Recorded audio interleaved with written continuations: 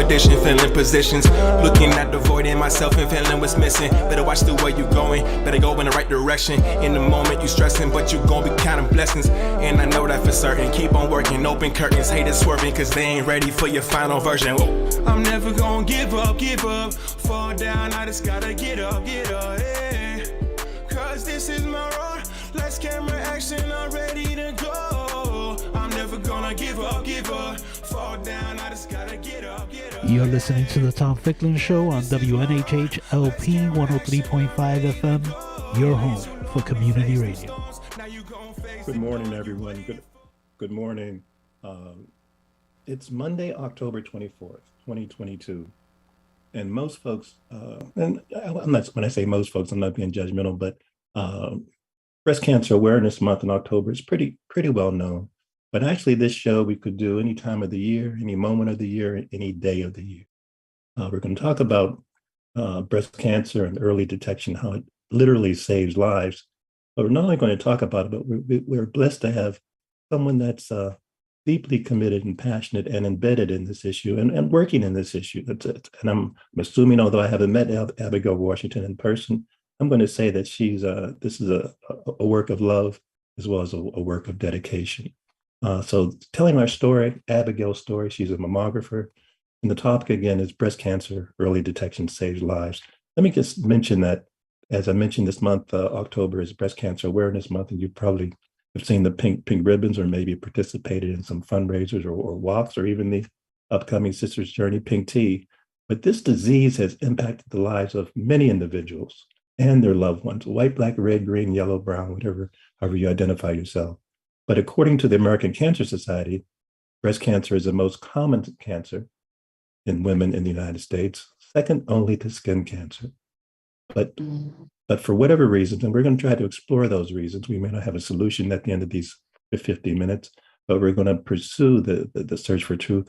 But of graver concern is the fact that Black women are more likely to die from breast cancer than any other race or ethnic group. And that might sound like we're starting on a somber note, but this is our shows, the Tom Ficklin Show is a show of joy, and Abigail is going to bring some joy to us. Reverend Alvin Clayton's going to bring some joy, and Reverend Leroy Perry is going to bring some joy. Abigail, good morning. How are you doing, dear? Good morning. I am doing very well. Thank you. Good. It's really so good to see you. And as we kind of mentioned, the National Breast Cancer Foundation reports that 1 in 8 women will be diagnosed with breast cancer in her lifetime. But when the breast cancer is detected in the earliest stages, and we're going to talk about this as well, and that's why it's bear repeating, that the 5-year relative survival rate is 99%. Reverend Perry, tell us a little bit about why we're having this show this morning in terms of telling our story. It's really, I think, important for people to know that stories resonate through the centuries, and this story is going to resonate, and hopefully we'll have an uplift resonation, so to speak, when the story ends. But tell us about the series and how today's topic was chosen. Thank you, Tom.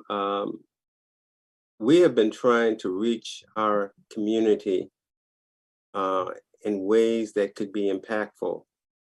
And so we realized that one of the ways that it could be impactful is we could have people of color tell their story, because in telling their story, they're telling our story.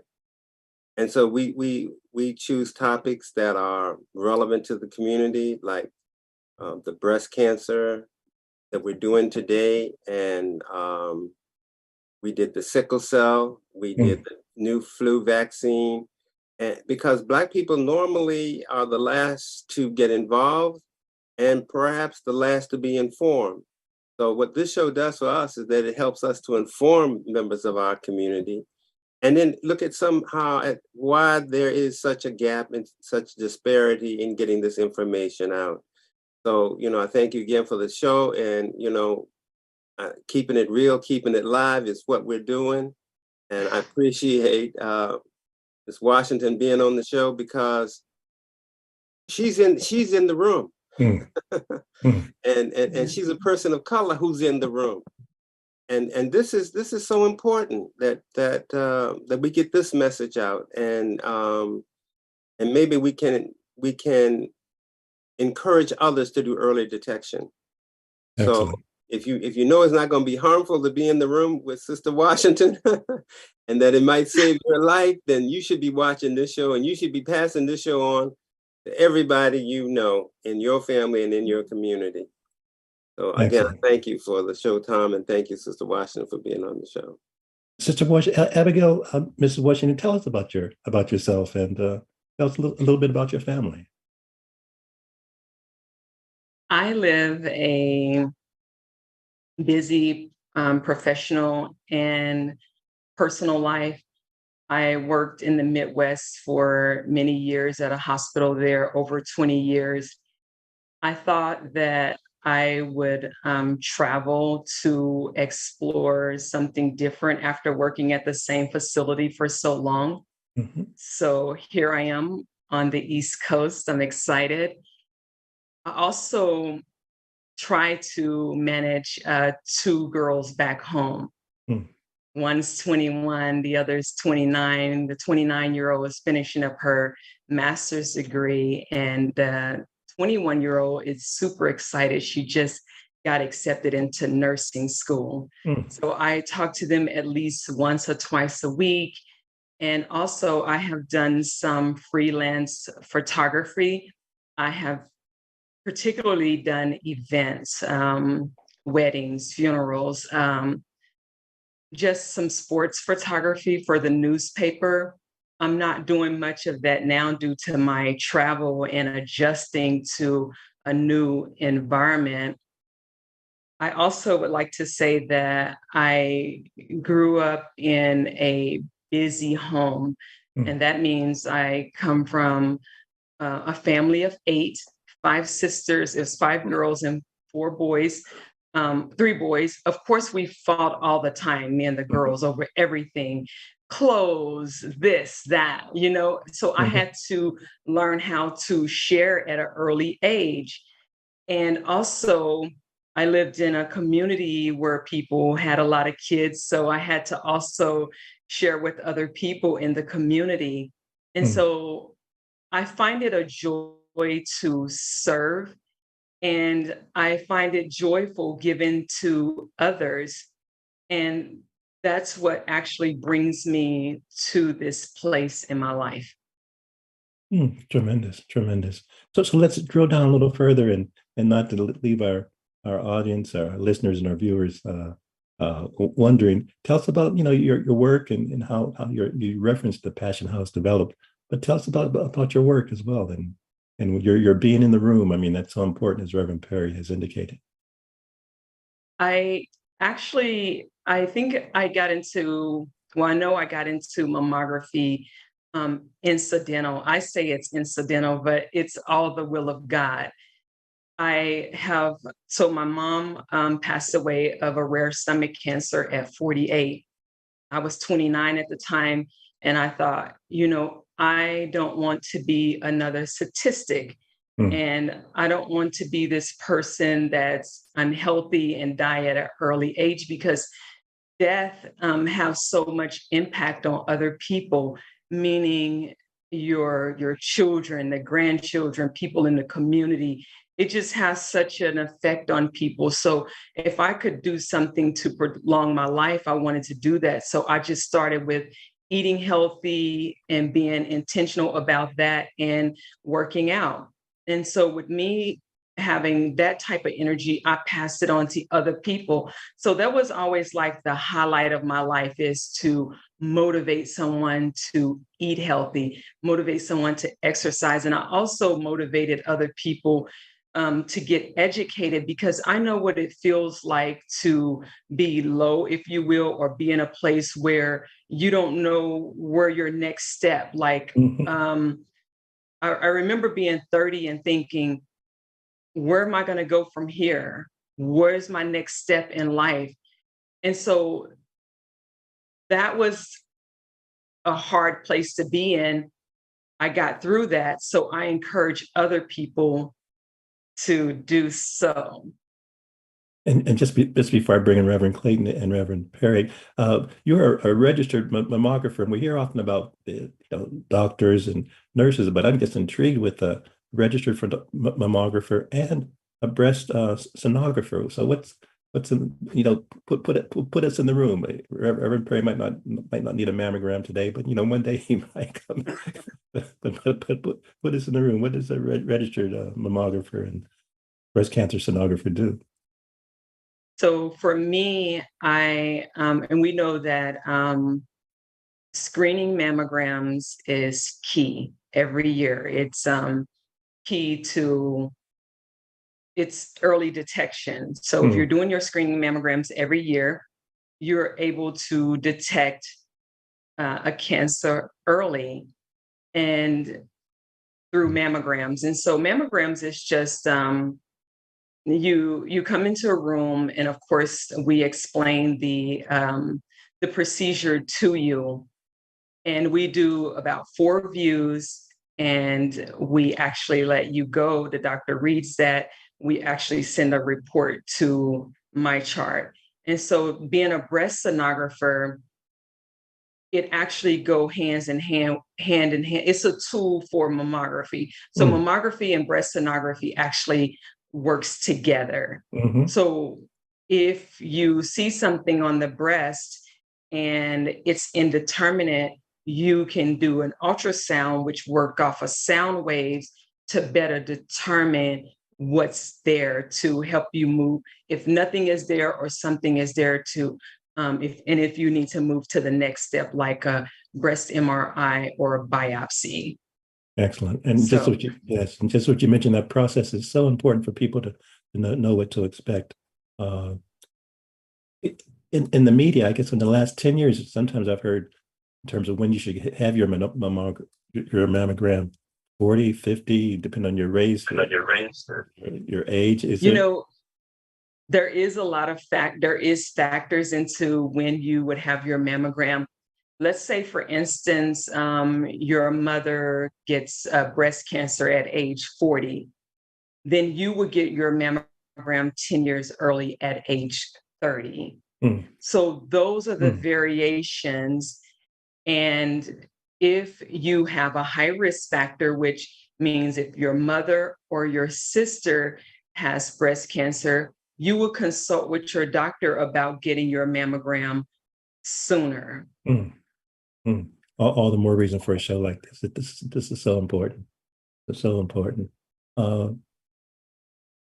We hear about the higher incidence of Black women developing breast cancer, and even before the age of 40, as you mentioned, and it depends on perhaps your family history, and particularly if we compare that with the rates of white women.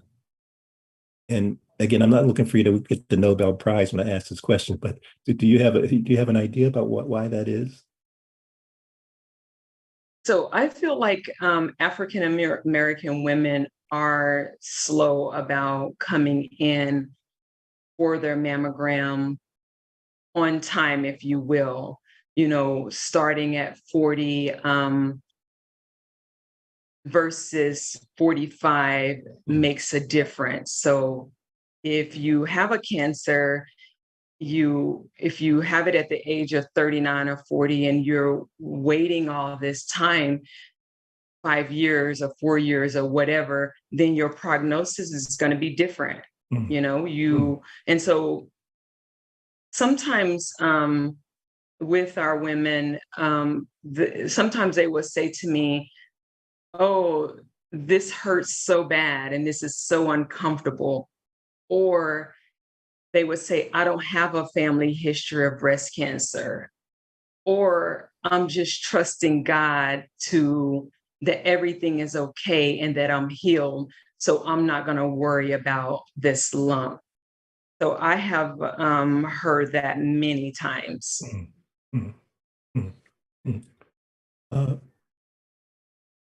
It just occurred to me, Reverend Clayton, in discussions earlier, it seems to me you've had some experience, not personal experience in terms of your medical history, but you've had some experience with some of your parishioners, women, a particular person that was diagnosed early and did not have a family history. Tell us a little bit about that. Well, actually, what happened, Tom, and good morning to you and to Abigail. So happy to see you both. I was watching a news story, Mm-hmm. and there were two women in this particular story that had breast cancer at an early age, in their 30s, and one was late 20s, and their families had no history of it. So I was wondering, in cases like that, or do you think that perhaps it should be suggested that all women start getting mammograms at an early age? I don't know that that would be suggested. I don't know, because there is cases of people getting breast cancer at the age of 29 and 30 and early on, but those are rare cases, if you will. That doesn't happen every day in the grand scheme of everything. So I feel like 40 is a reasonable age, like I said, unless you have a family history. And so these people don't have a history of breast cancer, but we know that the history starts somewhere. It has to start with someone. Mm. And again, we are getting to know our bodies and consulting with the doctor early on if we feel like something is abnormal. Yes, yes. Tom, Yes, Tom, Stevie.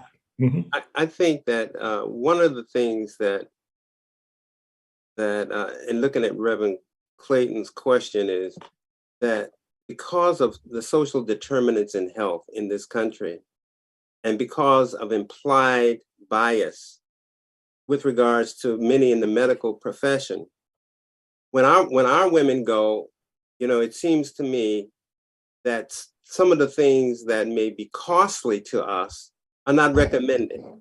Whereas if you were a person who had influence and had money, or your doctor had a relationship with you, these issues might be brought up earlier. So one of the things that I think what we should be positing in this show is taking charge of our health. Mm-hmm. And you don't have to have a sister or a brother or anybody who had breast cancer. You need to take charge of your health, and maybe say to your doctor, do you think I need, my sister had, because he may not even ask the question, but you may need to tell him that I had members of my family, my mother or sister, who had this or died from it. What are your suggestions? And if he's not the kind of doctor who's going to work with you, then you need to find another doctor. That would be my recommendation. Because the social determinants of health are the fact that if you don't have health insurance, if you can't get to your doctor, or you're not used to having a yearly checkup, how do we change this scenario within our women, within our community? That's right. And I think that that's where our mission must focus if we are to go ahead and to change the outcomes in this field. Absolutely. And Mrs. Wojcik, just as Reverend Perry was mentioning, what are some of are there any risk factors that, in terms of, taking charge of your health, are there any risk factors that folks should be aware of? The risk factors, one of the risk factors is just being a woman. That puts you at risk of breast cancer. Another risk factor is your age. As you age, the risk for breast cancer increases, although it's less intense as if you were younger and the cancer is being ramped up by your hormones. So those two things put you at risk. Family history, mother, sister, puts you at a higher risk of breast cancer. Obesity puts you at risk. Lack of exercise puts you at risk. Too much alcohol puts you at risk. So those are just a few of the many risk factors, because there are a lot of things, the environment, a lot of things puts us at risk of breast cancer. And just as you mentioned, the sex being a primary risk factor, but guys sometimes think that they're not obligated or have no accountability. And I know, Reverend Perry, you and I have talked about the accountability and love that men should show in this regard. Any comments in that regard? Yeah, I think that one of the things that just as we had the women a part of our prostate study, and we said women should say not only have shows where men talk about prostate cancer, but have women, sisters, mothers, and daughters also plead the case, plead the blood, if you will, plead the case to our men, how important it is for them to be around. And then to do that, that means that they need to get the prostate checked. And so we got to work together as a family to do that. But parenthetically, let me also simply say that in terms of medical apartheid in this country, I was reading an article about the Free African Society in New York. And one of our ministers at Mother Zion Church mentioned the Free African Society in New York. And in the early 1827s, when scarlet fever ran high, someone put out the memo that Black folk wouldn't get scarlet fever, that we were immune to it, like that our genes, just because we were Black. So they hired all these Black nurses to go in to do what the white nurses and some of the white doctors didn't want to do, like moving the bodies, touching the bodies, being nurses to the patients. So I think it's this kind of myth, and it's still real in the medical world today, that they think that we are not as immune or affected by these diseases because we're supposed to be, of a different species, but really we are all humans, and we all are vulnerable. And so I think it's important for us to note that even if you're a Black woman, you still have the same chances, the same risks, and you really probably more so than others because we're affected by these social determinants of health. Absolutely. Growing up in our household with our parents, many of our women don't even know anything about genetic testing, or that you can have a MRI or an ultrasound. These are the kind of things we need to let them know about. That's so important. Not only do people not know about genetic testing, some people don't know about mammograms. I mean, they don't understand, because I feel like if I wasn't in this field, I wouldn't understand that much about it. I don't know that I would really pay attention. And because with my knowledge, I've been able to motivate my friends, motivate my sisters, educate my daughters about breast cancer. And that's because I've been in this field for about 10 years, but I don't know that I would have paid that much attention or took this so seriously in hindsight, unless someone would personally talk to me or have an event and I hear a story and it just actually resonates with me.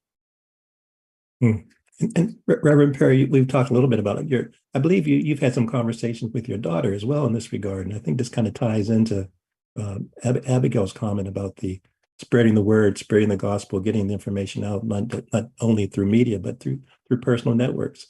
Yeah, I think that men feel that is a personal feel, that we're not supposed to even have comments about, but when you got children, you want to make sure that they're okay. And so there is no subject off limits when you love your family and you know that their health is at risk. And so for dads, it's not just a question for moms doing it. Dads, if they're around, they can do the same thing. Baby, when you go get your mammogram, or you need to get one because you're that age, I just want you to, it's okay. Please make sure that those are the kind of supportive ways I think men can support women here, and also support them if the outcomes are not what we would want them to be. You need a strong support system. And, with the breakdown of the families and the Black community, sometimes that's difficult. because the father's not at home, or he's somewhere else. I'm not naming where he might or might not be, but he's not present when he needs to be. And girls need their dads. Mm-hmm. Yes. And I want to throw this out to Reverend Clayton and Reverend Perry and Mrs. Washington. In terms of even some of the youth groups that you might have at your churches, either at your church in Bridgeport or your church in Brantford, do you think you should is it too early for a teen group to address this topic with the teen group? If you have, say, someone like Mrs. Washington come in to kind of chat with the young people, even Never too teenagers. Would that be too early, Reverend Clayton? In my opinion, the earlier you start to share these important things with youth and children, the better. Because if you wait till they get 30 years old, it may be too late, or they may become aware of the myth that's already floating around. So it's never too early. And the other thing that I want to share that Mr. Washington spoke about earlier about diet. Diet is so important to every area of the health. And we got to sound the trumpet about eating correctly. Now, I myself have a problem with a little sweets, but and I'm trying, Mr. Washington, I'm trying to do better. But we, in terms of breast cancer, people don't make the connection, but healthy eating and exercise is vital to our health. Can I get an amen? Amen. Yes, amen. I want to circle back. I would just like to say, please, please. Okay, my daughter, she's 21, and of course, I talk about mammograms all the time because I've done clinicals for mammography. I've done clinicals for sonography. I've had to take the time to study. I've studied extensively in my home, and I've talked about it all the time because I would just, when you're studying for something, it becomes a part of your vocabulary. And then that becomes a part of her vocabulary. So she called me about a month ago and said, "Mom, I just opened the mail and I got a letter. It's time for your mammogram." So if she wasn't educated about that, how would she know to say that? And I said, "Wow, Tiana, thank you so much for letting me know and reminding me." And as Reverend Clayton said, it's not too early because she's motivating me and reminding me, and then she can talk to other people about it or to her friends, and that may save a life or motivate someone to come in for their screening. And Reverend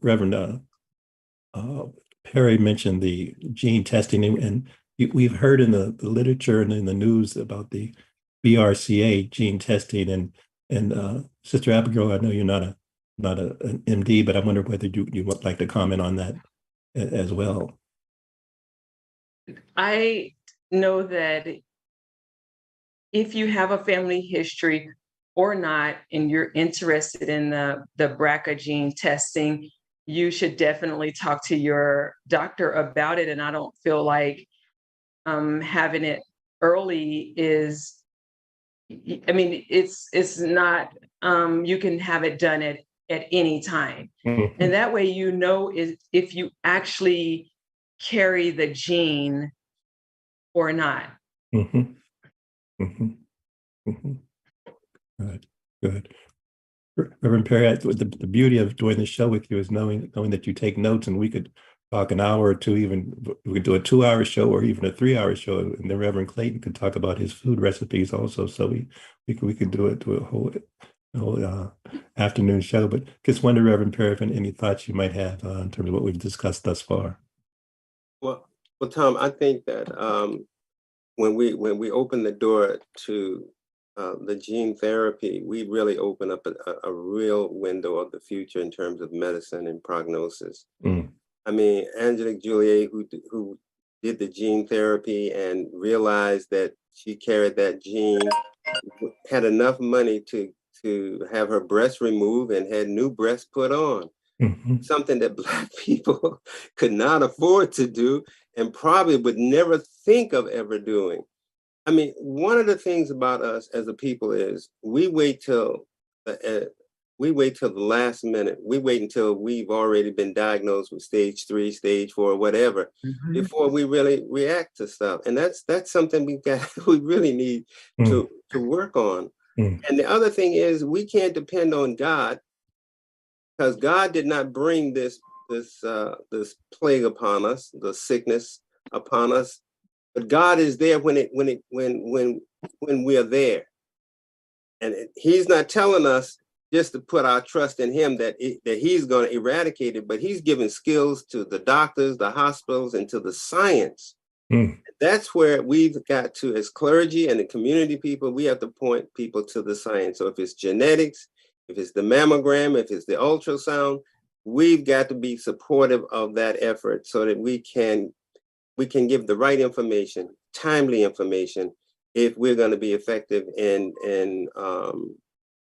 trying to change the outcomes, particularly with people of color. Just like in the pandemic, America act like they didn't know that Black people were so far down under the ladder, and it only surfaced when they saw so many of us dying and so many of us hospitalized, that they knew that there is some kind of disparity in America with regards to healthcare. We've got to change that. Whether we got to do it through legislation, whether we got to do it through programs like this, but we need to, we can't wait for somebody else to make the change. We're here. We've got to start where we are in our communities and wherever we work, wherever we live, to change those outcomes. And just as Reverend Perry was chatting, Sister Abigail, chat with us about, because even some people don't even know when I go in what questions to ask or what questions I want to get answers to. And I've heard people say, well, make a little list. But when you're meeting with your radiology technologist, what kind of questions should you ask? And it's not that you want to come in and say, oh, I know more than you, but it's just for the health professional to know that you're concerned, you're interested, and you're going to follow through. So share with us some of the questions you think a person should ask. That's a question that I really can't answer, because sometimes I'm not on the back end of things where people are asking questions to the radiologist. I just know that when a patient comes into when they come into a mammogram for me, I always educate them about something, about, and they can, so I make them free and comfortable to ask me questions, for me to explain everything to them, to just bring that comfort level to the patients. And so that's where I come in at. Okay. We have about 10. Tom, let me just say this. Please. I think that he isn't telling the whole story here, because if I was a Black woman and I was coming in and I was seeing someone who was not my color or not my kind, I might not feel as comfortable. And I know I one time asked a radiologist something about my test, and I knew he wasn't going to give me the answer, but I was hoping he would read it for me. And he said, no, I'm going to give this to your doctor. But, if he had been a person of color and he smiled at me and said, it's okay, that would have been enough without him even telling me what my outcomes were. And that's why I think that we have to change the number of people that are doing the job that Sister Washington is doing. Now, and that is true, because some of the patients that come in and they see me and I get them to the room, they're like, oh my gosh, I'm so glad I got you. I was wondering if you were going to get me or pass me up. So they are happy and comfortable with me doing their exam as an African-American woman. Some people feel like they can just relate to me, and I make them comfortable. And so that's true. I also would like to share a story about when I discovered a lump. And so I'm always telling my ladies, hey,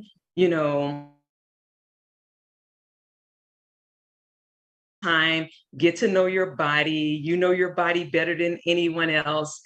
And I was constantly saying that, like, oh, you're feeling for a little small pea-like lump, because people always like, what are you checking for? But it can come in like a few different forms. But I do know that it can feel like something small and hard, like a little pebble.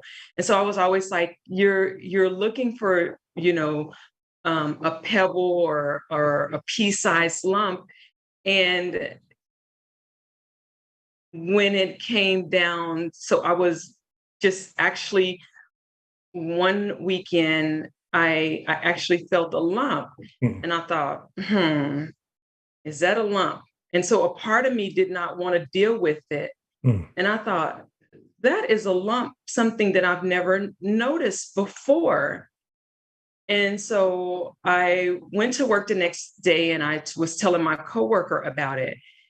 And I said, I feel a lump and I want you to just examine it. She was like, yep, you have a lump. So we got an order to do my mammogram.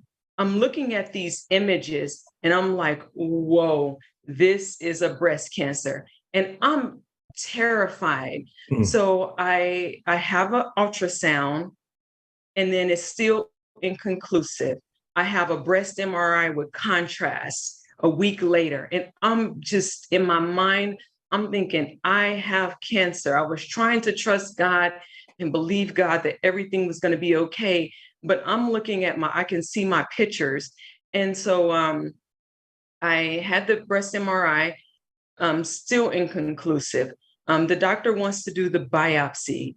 So I have a biopsy. And I can remember walking through my house one night and I was literally just so nervous. I was trying to be calm. I was waiting a week for my biopsy time to come. And I just like, in my mind, my hair fell out, it grew back, I died, I came back alive. My kids was standing over me in a casket. All of these things, even though I have faith, I'm still a human. And all of these things just raced through my mind. And I was trying to close my mind. And so when I had the biopsy, the results came back as hyperplasia something, but it was a benign finding. Mm. But it was a radial scar that mimics a breast cancer. So if you look up radial scars, they mimic a breast cancer. So my breast, I was turning a certain age and it made a fibrocystic change. And that fibrocystic change mimicked a breast cancer. And so you're looking at this. And so in 30 to 40% of women, that radial scar turns into a cancer. And so I had to make another decision. Mm. Do I just let it go, get my mammograms every year, or do I have it removed and just not worry about it? So I opted to have that lump removed and they tested it again. It was benign and I didn't have to have any radiation treatment, but it opened my eyes to what people go through and what they experience and how people can overlook this, because some people just don't want to face the fact of a lump. Oh my gosh, I have a lump. Let me just keep going about my daily business. Hopefully it go away. Hopefully I'm healed. You know what I mean? Mm-hmm. And so for me, it gave me a better understanding and more compassion for people that come in for their mammograms. Wow. Yeah, oh, that's really. Thank you for sharing that. That was powerful. That's telling our story. I'll tell you. That's telling our story. But And how? Go ahead. Can I just make a comment? Please. One of the most powerful parts about this, Abigail, this is her life's work. Mm. And she went through the same thing that the lay people go through. Mm-hmm. And if she goes through that, how important it is for us to keep sounding the trumpet about making sure, if you feel a lump, regardless, That's right. get yourself checked out. Mm-hmm. That's an awesome story.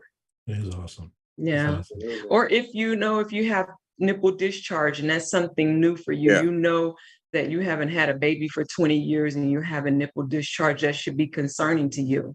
If you know that your breast is making like some major changes, that's like a concern, for you to um, follow up with your doctor right away to get yourself checked. Because as Pastor Perry said, that um, so goodness, I should just get a hold of myself. But so just following up with a doctor soon enough or earlier before it spreads. That's what I want to say. Because if it spreads into your lymph nodes, so Tom, you were saying that catching a cancer in its early stage within a 5-year period, your survival rate is 99%. So that means you're going to survive it. But once it moves into the lymph nodes, into other areas, you're creating more problems, and your survival rate actually drops down to like 27%. That's huge. So that's why it's so important to follow with your doctor and not let things just linger on. And if I could just say, Sister Watson, after doing the shows for so long, because you told that story on air, that brought up a lot of emotions. That brought up a lot of emotions in you. So again, we could have just ended the show right there, or had a prayer, or even just took a moment, because I felt it, and I'm not the person that gone through that. So emotions do drive us so much, and this show is talking about don't let your emotions hinder you, but feel and embrace your emotions, and then act on it. We have about eight or so more minutes. So as things might occur to you, let's kind of jump in. But Sister Washington, I wondered whether you might want to comment on, although men are not as prone to breast cancer as women, but men do. Men do catch. Some men can catch breast cancer. Would you mind chatting about that a little bit? Yeah, we know that 1% of the over 230,000 cases each year, 1% of men get breast cancer. Although it's predominantly in women, men can get it. And I remember the story about Beyonce Knowles. Her father got breast cancer, and he was telling a story about how he had blood on his shirt, and he was training people for sports. So he thought that maybe he bumped his breast, right? And so so he didn't pay it any attention. And so the next day he saw more blood, and that prompted him to go to the doctor.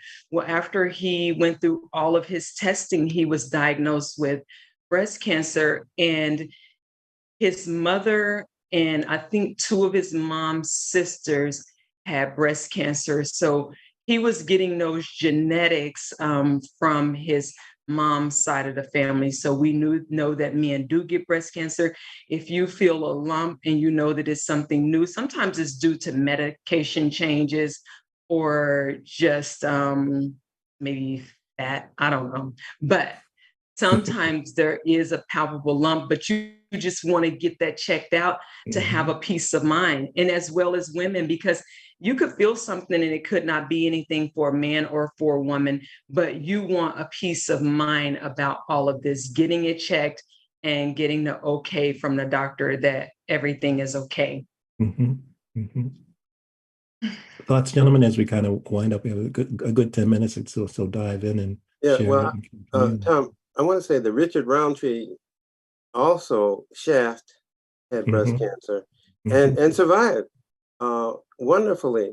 But the question I want to ask Sister Washington is that, like in ministry, the rewards in ministry are few and sometimes rare, because it is not a job, it's a vocation.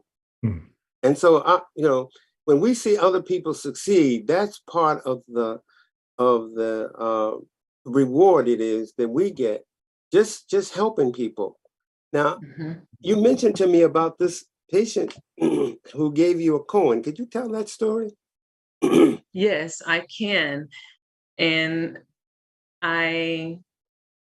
so when I meet a person, no matter what, I always try to make, because I know we all have insecurities, and I want people to feel safe and I want them to feel comfortable. Mhm. And even if people may not want to see me or act like, hey, this person, I don't want to deal with you, I still try to find a way to connect with people. That's just a gift that I have.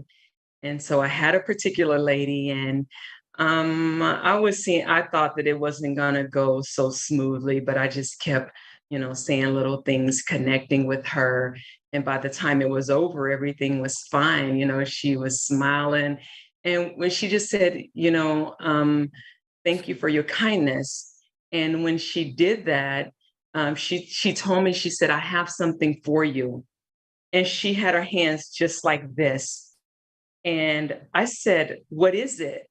And the only reason I asked, what is it, is because I wanted to take in what she was saying to me, Mhm. because the energy between she and I was like pretty powerful and peaceful, right?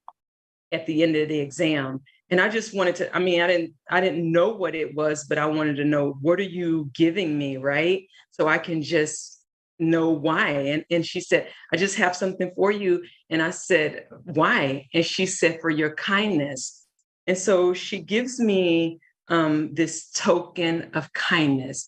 So there's a little heart, and it says kindness, and it's a kindness token. Mm. And I was like, wow. So she hands it to me and she said, I'm giving this to you because you're so kind. Someone gave it to me, and they told me to pass it on when I meet the person that's supposed to have it. And she Mm. said, when you meet the person Mm. that you're supposed to give it to, you pass it on. And it says, I give you this token for your kindness to me. Now give it away, and you will see how one act of kindness can change the world. Mm. And that touched my heart so much. All day long, I just held on to this and thought, oh my gosh, this one act of kindness has changed my life. And then I have the opportunity, because I bring it with me, I can pass it on to someone else when the time is right. But in fact, I don't even know if I want to give it away because it means so much to me. Oh, that's powerful. That's powerful. Everybody, we have about five more minutes. So as the spirit moves you in terms of Boy. thoughts or concerns that you might have, that's a powerful story. Absolutely. I'll jump in. I noticed you have on your pink sweater. Have you worn it every day this month, or just for the show? I have tried to wear some type of pink every month, whether it's pink sneakers or a tank top or a jacket, something pink every month, in honor of the people that's been diagnosed with breast cancer, and in honor of the survivors. Indeed. Let's talk, the question that jumps into my mind, just as you mentioned that Sister Washington, there's not only the survivors but the thrivers. Talk to me about, do people are you still in touch with folks? The folks, I like the term thrivers versus even survivors, because people are still Sure. moving on with their life. So share a little bit about Yes. your perspective about that. What's the question again? In, I'm in so terms of sorry. people thriving after this medical episode, and just your thoughts that this is it's not a death sentence to undergo this diagnostic effort. Right. Because back home, one of my patients in particular, we have always stayed connected to each other. She's been a woman that I see in the community at games and different events, and we're always happy to see each other. But she told me that one of the reasons that she is now thriving is because of the support of her husband. When Mm. she went through the cancer, he did so much to support her and to comfort her through the process. Mhm. And I feel like that's so important for people to thrive, because support is everything. Like, we can't do this on our own. And sometimes we think, oh, I got this. God's got me. I'm just going to do me and do my own life. But in fact, we do need each other, because when I had my biopsy, I summoned for the whole world to come. I brought my sister out of Dallas, my sister out of Indiana. I had my sister from back home. The nephew was there, and it was during COVID. And the people said, don't bring but one person here. I broke all the rules. Oops. I had all of my family waiting outside for me. And they could have waited in the car, but no, I just broke the rules. But it was so comforting to have family there to support me. And so that means a lot to me. Excellent. Reverend Clayton? I want to just add to what Sister Washington just said. Just yesterday, I walked in the TV room, and there was a lady who was diagnosed with breast cancer. And what she was saying, that her husband was the guy that really helped her get through it. It was just a wonderful story, that at her lowest point, he would never let her get low. And so the connection with loved ones and family in any illness is vital. Yes, I agree. Yes. And I would also add to that, Reverend, that God plays a strong part in healing. Even though I trust the science, statistics show that people who have this faith in God seemingly have better outcomes. And I would be remiss as a pastor not to at least give my Lord and Savior a pat on the back here, because it's when you have something that you can believe in, when you believe that God is able and you trust him. That helps with the healing process. So medicine and science are going hand in hand here. And I think that's part of what we do at YCCI. We bring the faith part to the science part. And I think when you put them together, you have a powerful force working for good. Absolutely. I agree with that. Sister Washington, we have 30 seconds. I want to give you the last word, if you'd like to share first. We have 20 seconds. I asked God, for a long time, what is your will for my life? And I said, what is your will? I don't know what I'm supposed to be doing in my life. What is your will? And I also told the pastor back home, and he said, don't ask God what is his will, seek God, and his will be revealed to you. And when I started seeking God, it was a week later that God revealed that I was going to be working in mammography. One of the girls resigned. She would move to another city, and I was next in line to take the mammography position. So seeking God, his will was revealed to me. Oh, go ahead. And here I am. Thank you for telling your story. Haters swerving because they ain't ready for your final version. I'm never gonna give up. Fall down, I just gotta get up, yeah. Cause this is my road. Let's camera action, I'm ready to go. I'm never gonna give up. Fall down, I just gotta get up, yeah. Yeah, this is my road. Let's camera action.